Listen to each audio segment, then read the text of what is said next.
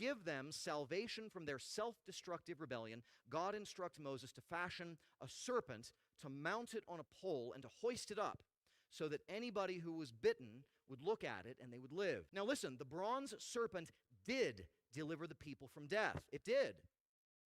But over generations, this relic, this artifact of salvation, it became a problem of idolatry for Israel.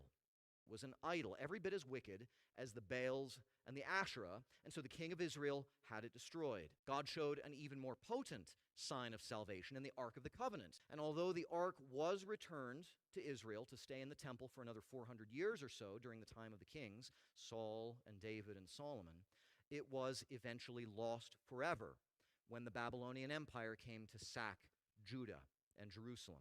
And then it was gone. A third and even a more prominent gift of Yahweh for his people, the Temple of Solomon, which was God's own dwelling place with his people. The glory of God's presence, the glory cloud of Yahweh, was also there at Solomon's dedication, and it remained there until it departed. God left the temple.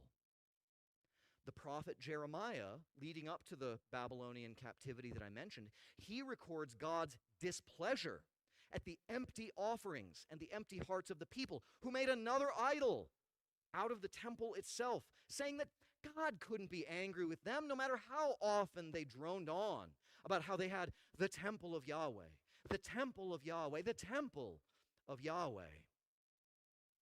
But in our gospel reading today from St. Luke, Jesus, and this is in his final week of ministry before his death on the cross, he says, all of this beautiful stonework and gold, the altar and the wash basins, the pillars, and all of the things that Solomon had built and the exiles had rebuilt and Herod had beautified, this is all coming down. Not even one stone will be left on another.